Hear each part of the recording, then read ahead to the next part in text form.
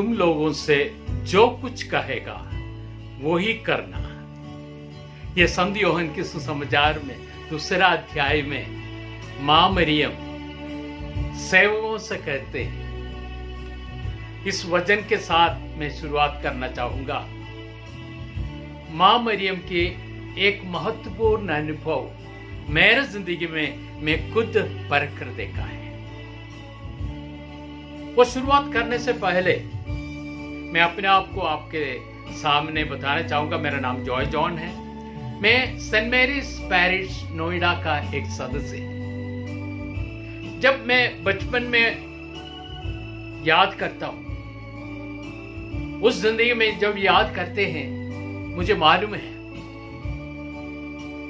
हर एक शनिवार को अपनी बगीचे से फूल तोड़कर अपनी मां मरियम के लिए माला बनाते थे और शनिवार का दिन नित्य सहायक माता का वो फोटो के सामने में डालते थे। अपने घर पे माला बनती होते थे, पारिवारिक प्रार्थना होते थे। मगर जब बेटा हो गए, दिल्ली में आ गए, धीरे धीरे करके वो माला मिलती बोलना बंद हो गए। कई वजह हो सकता है, मगर जब 1990 में मेरे जिंदगी में प्रभु ने एक अनुभव दिया।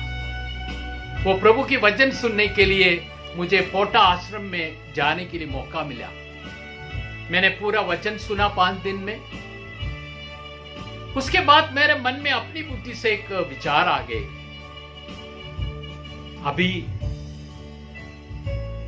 मां मरियम से प्रार्थना करने का क्या जरूरत है। यीशु से डायरेक्ट प्रार्थना करेंगे और बाकी जो भी जिंदगी में जो बचा है प्रभु के लिए कार्य करेंगे। ये निर्णय लिया। मगर 1990 में अक्टूबर महीने में, इसी महीने में हमारा नोएडा में पहले बार करिश्माई वचन की घोषणा हमारी फादर मैथ्यू नायकंबर मिलकर दरिए होने का मौका मिला। हम लोग उसके लिए मदद करने के भी समय मिला। उस प्रार्थना सभा में, उस कन्वेंशन में मैंने भी भाग लिया अच्छी तरह। मगर तीसरा दिन क्या हुआ, प्रभु की वचन मैंने सुना, विशेष रूप से मां मरियम के बारे में। उस वचन के जरिए प्रभु ने मुझसे बातें की। मेरे याद है, मेरे बचपन की ओर ले गई। मैं क्या थे, कैसे मां मरियम को आदर और सम्मान देते थे, सब याद है आगे। मेरे मन में इतना दुख आ गए। आजकल मैं बिल्कुल माला विनती नहीं करती, फिर भी मां मेरे लिए प्रार्थना करती। मेरे मन में यह आ गए, मैंने बहुत बड़ा पाप किया। जब कन्फेशन का समय आ गए, पाप स्वीकार का समय आ गए, मैं विशेष रूप से अपनी जिंदगी में जो कमियां हुआ है इसके बारे में मैंने पाप स्वीकार में कहा और पश्चाताप के साथ आंसू बहाकर मैंने प्रभु से माफी मांगा। आप लोगों से मैं कहना चाहूंगा, उसी दिन जब मिस्सा बलिदान में जब भाग ले रहे थे, मैं गाने के लिए तैयारी कर रहे थे, अचानक फादर जी ने कहा, आत्मा का अभिषेक हो रहे, प्रभु को स्तुति करो। मैं माइक के सामने था, इसलिए मैंने कम आवाज में हालेलुया हालेलुया बोलने शुरू हो। मगर अचानक मेरे जो जीव, मैं जो नहीं चाहते हुए भी कुछ भाषा बोलने शुरू कर दी। मुझे मालूम नहीं पड़ा क्या हो रहा है। मैं तुरंत माइक से हटकर दूर हो गया और जबरदस्त अपनी जीभ को संभालने के लिए कोशिश किया,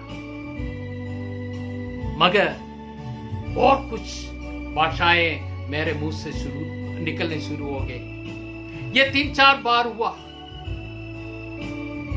उसके बाद जब काउंसलिंग के लिए बैठा था, 1990 की बात कर रहा हूं, तब उस भाई ने, प्रभु की आशीष मिला, वो उस भाई ने कहा, देखो मेरे भाई जॉय, आपको प्रभु ने चुना है, आप आत्मा से भरपूर हो चुका है, कई कामों के लिए कई काम प्रभु आपसे आपके जरिए करवाना चाहते हैं। ये उसने बताया। मुझे मालूम नहीं था ये प्रभु की वरदान थे। ये वरदान मुझे दिलाया है हमारी माँ मरियम ने, क्योंकि जब मैंने पश्चाताप कर अपने पापों को स्वीकार किया, हमारी माँ ने मेरे लिए ये स्वर्ग की सबसे अमूल्य वो कृपा को मुझे दिलवाया। ये मैं विश्वास करता हूं, ये मेरा अनुभव है। अभी इन्हीं सालों में, अभी 30 साल हो रहा है इस अक्टूबर में। मुझे मालूम नहीं कितने कितने जगह पर प्रभु की काम करने के लिए प्रभु की आत्मा ने मुझे ले गया है। इसलिए मैंने शुरुआत में वो वचन पढ़ा, वे जो कुछ भी कहे वही करना। हमारी मां की सम्मान और आदर के लिए आप लोगों के सामने मैं ये अनुभव रखता हूं। सारे महिमा हमारे प्रभु यीशु को।